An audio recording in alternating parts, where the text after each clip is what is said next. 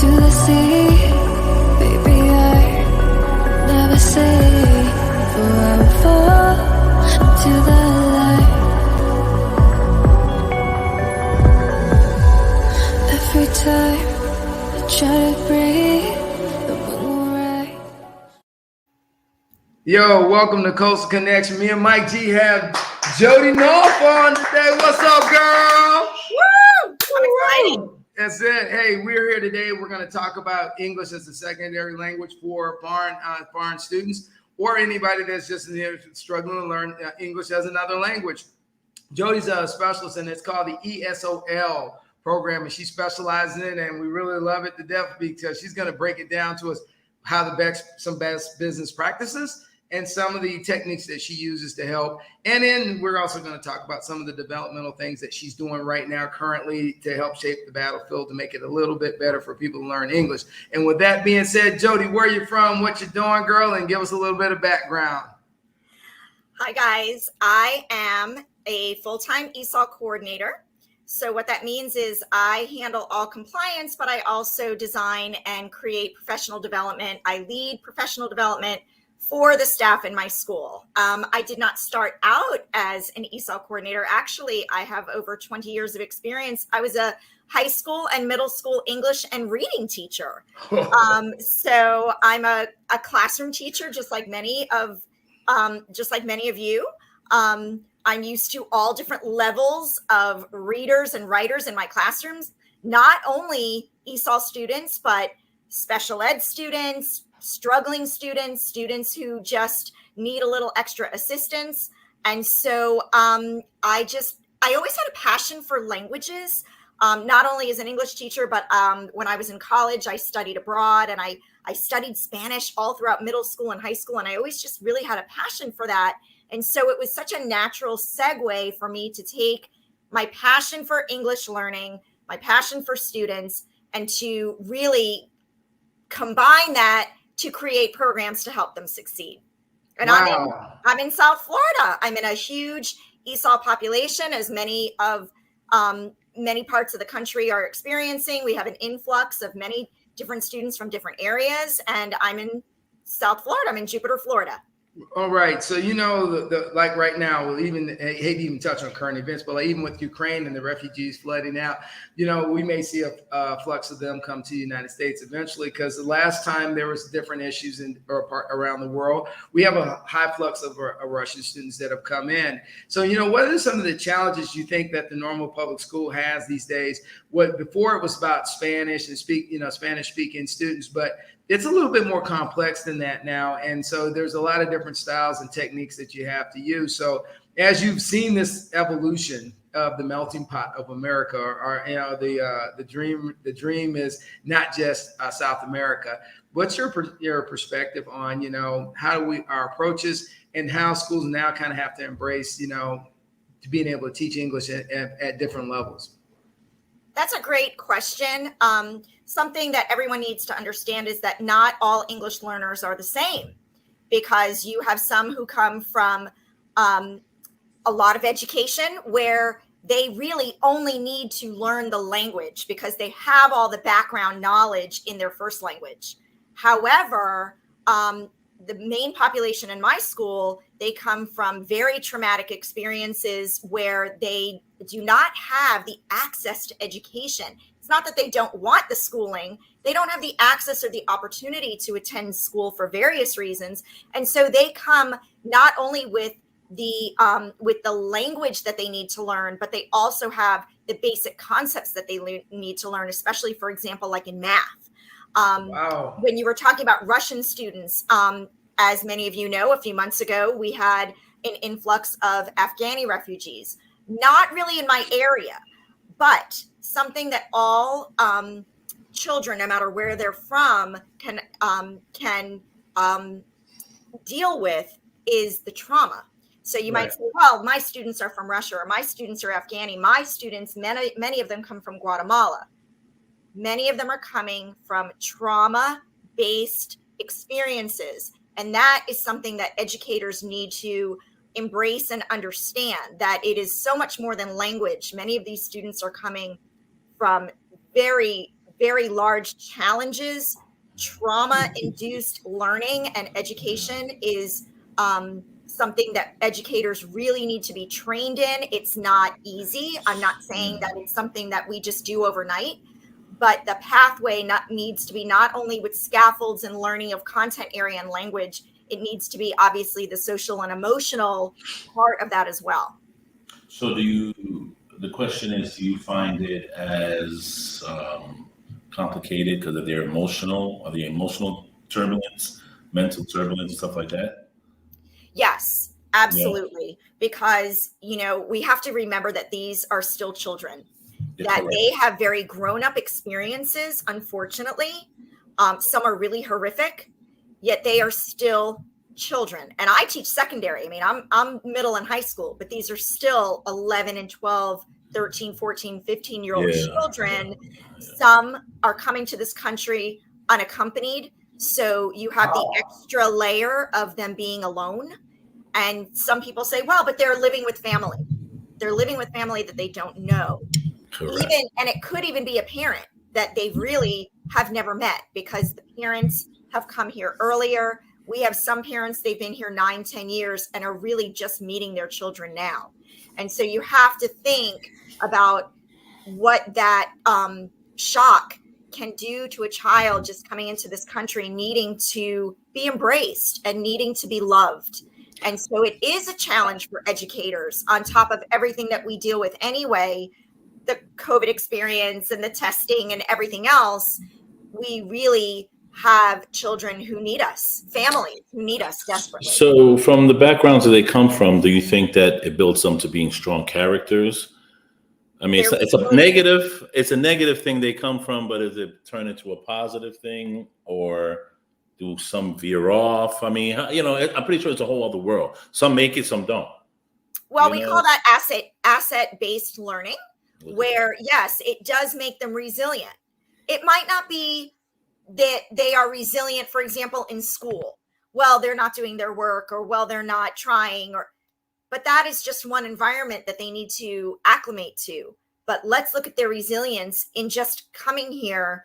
I mean, we had someone who was an educator in our district, and he would share his story about how he came here at 15 completely alone, and he came by way of the trains. He rode on top of the trains. If that's not resilience, I really don't know what is. And so we need to focus on those assets, what I call superpowers. I've done some webinars on these things, but we need to find out their superpowers and embrace them and use that to springboard their learning. And I think it's definitely doable through just really getting to know our students, which we talk about all the time, just really forming that relationship with them. And they will respond, because these children need a lot of love. Oh, wow. You're on point. The one thing that I realize is that even after war-torn Africa in the 90s, a lot of students came here. So you've been teaching for a while. So here's the thing is, how's the evolution of teaching of secondary language for foreign students? How's it come to them learning English? Because I remember I had a lot of friends that came from Africa that were in the school system, and they were in middle school when they got here, but they were coming from war-torn countries because at that point, President Clinton kind of opened it up so people could flood in for the refugees. So the question I have now is that we really didn't have a system. I guess we did have a system in place, but I don't think it's as fluid as it is now. So can you walk us through the evolution that you've seen in ESOL? Absolutely. When I first started, I always like to share this story because I'm an educator like so many of us are. There's nothing really special about what I do. But what I learned was there really wasn't anything out there for secondary. And so I did what so many other educators do when I needed to learn how to really create professional development and help my content teachers. I would Google everything. Okay, let me go to a YouTube video like so many other teachers. There was nothing out there. And so I said, okay, I'm tired of looking. I'm getting lazy. I'll just do it myself. So I started making my own videos, and that's how it really all developed until someone came to me and said, Jody, when it comes to secondary, you're really it. I mean, Wow. So when you're talking about the evolution has really gone into the content areas. It's not just, okay, children come here when they're 5 and we're going to teach them the alphabet. Those children, those language learners, those multilingual learners who start when they're 5, it's a little bit more of a level playing field because they're all learning how to read at 5. Right. Whereas now the evolution is we're having children come at 13 with 2nd grade education. We're having them come at 14 alone. How are we going to teach them algebra when they're just starting school now? So I think that is where the evolution is going. I'm not saying that it never existed, but I'm saying as far as education and what is really being focused on, it's every age of child now. Now you can find a ton of secondary resources, and I'm so glad about that.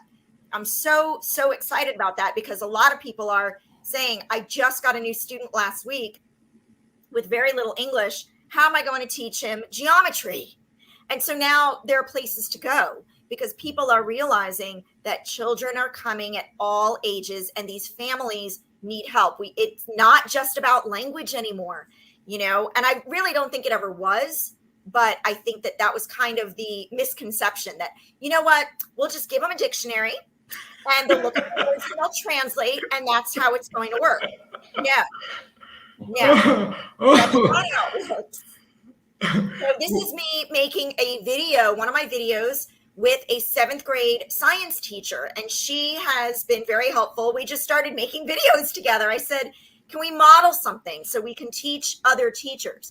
Because as a teacher, I firmly believe we always set the tone in the classroom, just like the principal sets the mission for the school. So we are the leaders in our classrooms. So for me, personally, it starts with the teacher. Yes, I work with children also, but I need to reach that teacher to say, this is how you welcome that child in. This is where you start. This is what you have on your walls. This is what you do the second they walk in, where you say, oh my gosh, I'm in the middle of the lesson and somebody just brought a new kid into my classroom. What am I going to do? I'm literally teaching kids right now.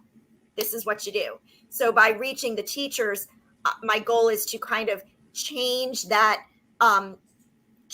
environment in that classroom so that not only is the student relaxed, but more importantly, the teacher needs to be relaxed because whatever that teacher exudes will translate to the classroom and that new child. Oh, awesome. Hey, so let me ask you a question. Mike had your website up and I see you designed it. And so honestly, I actually did some research and there wasn't a lot of stuff out there on the different websites to get this, get training on ESOL. It's interesting but I like the way you set it up and the way that you had the videos and the way that people can actually hit the storyboards to kind of get some insight. So what really made you decide, okay, because you're a teacher, what made you decide, hey, you know what, this is what I'm going to build and I'm going to make this collaborative site so people can use it. So what made you do it? I have to credit another EL person who had said to me, when it comes to secondary, it's you. And this was a couple of years ago. And she said, you need to have a house for all this stuff. She said, Jody, you have so much to share with the world. And I have to say, I was surprised. I thought I've only been doing this a couple of years. Like I'm really new to creating PD. This has not always been my history. I mean, of course, I've created lesson plans and given it out to my students. But as far as doing things for teachers, I never even thought about it. And she said, you need to share this because people need this stuff. And I said, really? I thought I just wasn't able to find it. And she said, no, it's not out there. That's why you haven't found it, because it's not there. So if you create a website for teachers, it's for teachers. For example, on the website, I have a link for PD because I've had teachers reach out to me and say, or reach out on a social media site and say, my principal wants me to lead a PD for my school. I don't even know where to start. So they've reached out to me and said, I need to lead a PD. What do I do? And so I asked the questions. Is it for just your ESOL team or is it for your whole staff? How much time? Because to me, that's a big factor. Did your principal say, you got 10 minutes, go? Or this is going to be a whole day on you. Figure it out. So I've made different lengths of time for PD so that teachers can say, I have a 90-minute but tomorrow I have a 60-minute, or one school says they have a 30-minute. So I design it according to time frame also, because look, nobody has time for anything anymore. So we have to work within the time frame as well. So I really try to make it user friendly, so a teacher can say, I'm going to present this to my staff, and here are the resources. I know the time frame. I know how long it should take. And so I can get it all together. And so I wanted to do that for them. Oh, yeah, it's a great site. Well, you said time. There's a lot of time because Mike G goes to the gym like 4 a.m, and then he runs like 10 miles, and then he comes in the shop. He's mirroring his own complexion. He does that. So here's the thing: is what was your biggest challenge when you started this years ago, and when you started it and you stood back? Because I am sure you had some moments that there were some challenges that burn in your mind because you evolved this program. So when you first started, what was some of the major challenges that you faced that you literally went, oh well, we won't do that again? Well, it's really interesting. The biggest challenges have been from the mindset of staff. And it's not to sound critical. This is the nature of the business. You're going to get pushback, as I'm sure both of you understand. Change is very hard, and especially as we get older and with the limited resources that educators had. So when I came on into this position, I always say I was either really idealistic or really naive or just really stupid, because I said, I want to do this and I want to do this and I'm going to do, and my team was like, you're going to do what? You're going to Hey, Jody, hold up now. Anytime you go to teachers and you go, hey, I'm going to take a little bit of your time. Do you mind? You are going to see a different side of people. well, yeah. And so, I had this idea of taking the 8th graders, mainly newcomers, to our local community college. I was like, let's go on a tour. And the teachers went, you're going to what? These kids have to get into high school and you're jumping over 4 years of high school to get them to college? That's not the priority. And I said, yeah, but this is a roundabout way to motivate them differently. If they could see what they can achieve later on, then maybe they'll start turning their homework in and showing up for class and really get excited about high school. Again, I'm brand new. I'm idealistic. I'm going to change the world and make everything wonderful. And so I got this grant and I thought, oh my God, I have to plan a field trip. I've never even done a field trip before. We had parents on board. We had buy-in from families saying, we are going to take your children off campus. We had to get the money together. I secured a Title III grant for a bus. I had to secure Spanish-speaking staff at the college. I gave them 2 criteria at the college. I said, it has to be hands-on and it has to be in Spanish. Whatever else you want, go for it. Run with it. And so we partnered with them. And now 5 years later, we're spreading it to other schools in our district. Wow, so you're visionary. Regarding the challenges, it's the making change happen.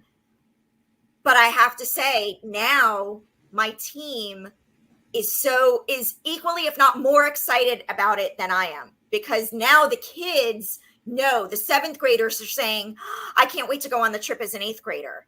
And they get from the parents and the kids, they come back from the trip and they're saying, that was amazing. Oh my gosh, I can maybe even go to college and become an engineer. And so when we talk about these asset-based learning techniques, we learn, wow, these kids are really, really good in math. These kids love science, but they just needed the exposure and the tapping into what they can do and what they can achieve. And now it's a reality. And actually our very first cohort, they are graduating high school this year. And so I'm going to see how many are going on to college. And so it's just, it's been an amazing dream that's becoming a reality. And again, it just started with an idea of, let me try to motivate kids in a different way. It wasn't so much of, I want all these kids to go to college. It's, yeah, we do need to get them to high school, but they're not motivated because they don't even know what they can achieve. So let's show them what they can achieve. And it's been amazing. But yeah, there's a lot of pushback with staff, which is not out of the ordinary. I can't fault them for that at all. So the pushback is, do they not want to put the extra effort into it, do you think? Or is it just taking up their time? What do you think? I think it's a lot of things. It's the fact that teaching diverse learners is challenging. Okay. I'm not going to sugarcoat it and say, oh, it's a really easy thing. It's you're working with families where there is a language barrier, where there is a cultural barrier, and no matter how much cultural sensitivity training we all get, myself included, there's always more things to learn. And it's a lot more challenging to reach out to families that are struggling in so many other ways. For example, during COVID, the barrier was not only language, it was the digital divide. It's getting Wi-Fi in their house. And then it's, okay, so you have Wi-Fi. Okay, great. But you don't know how to use it. It's not a quiet space for them to work.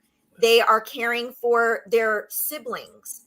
They are doubled up in their families in a multi-family household where you want them to go onto Google Classroom and log into a Google Meet and stream this video that you have in your Google Classroom. Their Wi-Fi can't handle it when they have 3 other siblings who are also doing homework. And so it's not unique to multilingual learners, but it does add an extra layer that teachers have to really get creative to say, how am I going to get around this? Now, I think it's a little bit easier because some teachers are going back to standard methods of paper, which I happen to like. Let the child take paper home, but some are not. Some are using Google Classroom, and that is totally their prerogative, but it does create a challenge. We're not in those homes to see exactly what is going on. So the pushback because parents. And some of it is fear on the side of the families. We did actually have a parent say, we had Wi-Fi in the house, because that is one of our standard questions. Ma'am, do you have Wi-Fi in your house? Do you have good internet in your house?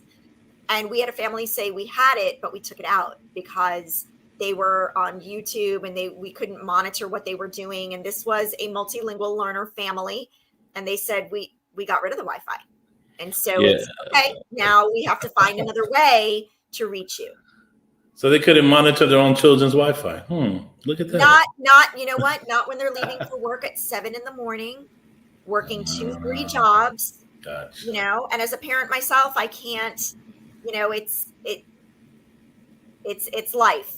You can only monitor so much. So I feel for these families. I really do. I always say I'm a mom too. I totally get it. Even though I might not understand everything about your culture or what you're saying, we both speak mom. I totally get. And then they start laughing because they know, they're like, she gets it. She knows, she understands my job as a parent. Yeah, I guess this is, we can stay here and talk about this all the time because when COVID, your mic's on. When COVID hit, it was interesting because you're right. They gave these kids his laptop. They gave these kids his program, and they didn't know what the hell they were doing. They didn't have no Wi-Fi. I seen a kid doing homework at a gas station. Yep. It was crazy. So I was like, we're doing something wrong here. We're letting everybody in, but we're not educating them the same. Because if I'm correct, I don't think America's the brightest. I don't think our educational system is as sharp. Am I right, Vince? I don't know. I mean, I'm not a teacher, but the last time I read, education is like, because the homework. Why would you give kids homework to take home? You already got 8 hours already.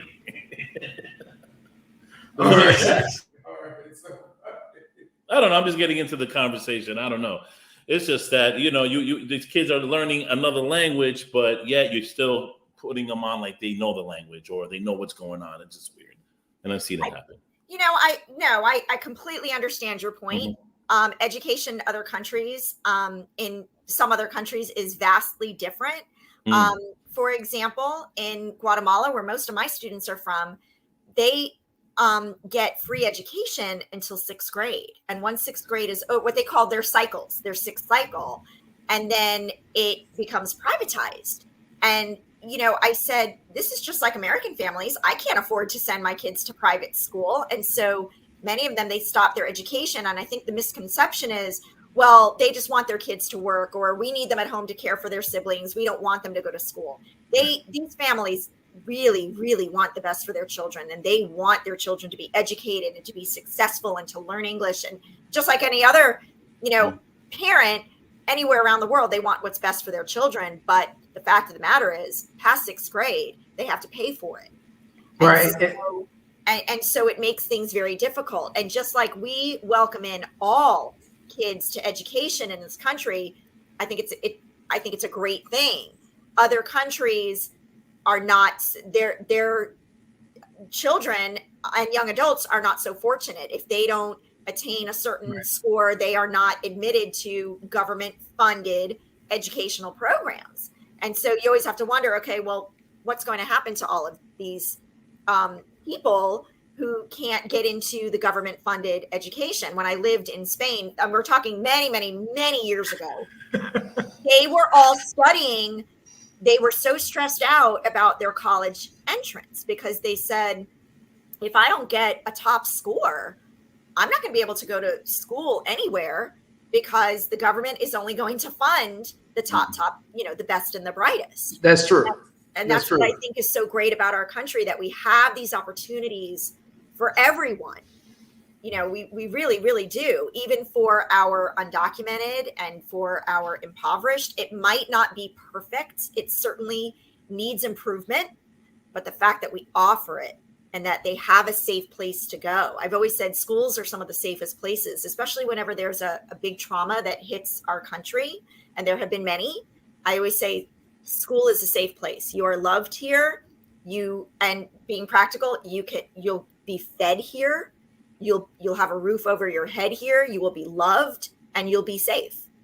No, it's a good point. And to go back to Mike's point, that I think the challenge is that we realized after COVID, it kind of showed our weaknesses. Mm-hmm. And so we are learning exactly what our weaknesses are. And you know what? Sometimes you got to get hit in the mouth to really say, oh, you know what? That budget I cut, we actually needed that money where it needed to be. So I think a lot of school districts have had to do some soul searching, had to go back and actually really know where they're at on technology, because even though they had systems, they realized the systems were outdated on laptops. Then when you're giving them to students that English is not their primary language, and they've never probably had technology, especially coming from Latin and South America in some regions, they see it on TV if they have a TV. Mm-hmm. Some of them may have never seen a laptop or a tablet physically unless they're walking past a store. So the first time now here you're in America, boom, here's a tablet. And I think in a lot of ways we have to assume, hey, I got people in their 50s and 40s can't use a tablet and they grew up here. So, you know, we have to kind of step back sometimes and before we judge. And I said, look, man, I got 50-year-old people who don't know where the button on the side of the tablet is to turn it on. So to assume that someone comes from a foreign country, that everybody has this knowledge, it's ludicrous at times. And I think we've had to do some soul searching, Jody, overall as a nation when it comes to education, but not only just normal education, but education of people that are from foreign countries that attend our schools. I think that communities as a whole have really, hopefully, looked in the mirror and said, we need to work on our infrastructure. When we have Wi-Fi, you know, we have Wi-Fi deserts. You know, why isn't Wi-Fi just available everywhere at this point? You know, it's really, to me, it's a shame, because it is something that is such bang for the buck to invest in infrastructure so that all homes are connected. Why is it that poorer families and people who, you know, do not live in the most affluent areas, and even some of the people who do, I live in a pretty affluent area, yet we still have many dead spots. I got one in my driveway. I literally drive in my driveway and it's like, whoop, black zone. And and there's no, Wi-Fi or infrastructure. And I think that needs to change. Definitely. Oh yeah. And you know what? We will hopefully we'll get there. And Jody, hey, we're out of time today. And hey, you were a rock star, as me and Mike always say. We love having you. And hey, I really appreciate you coming on. Mikey, you got anything, baby? You got me going early. I was just trying to, express myself. I'm not a teacher, but I do read the news. I read. It's like, this is crazy. I come off a boat. You give me a laptop. You want me to get A's. Just makes no way, Oh, he has a teenager. That's why. Yeah, and that's why we have to invest in our teachers. We have to invest in teacher retention, teacher training, so that we can better teach our kids. Mm-hmm. Absolutely. No, this is so fun. I love doing stuff like this. Hey, so it's we been appreciate, awesome. Yeah, exactly. We appreciate you coming on, and I'll definitely be talking to you again. So as me and Mike always say, Jody, keep it rolling.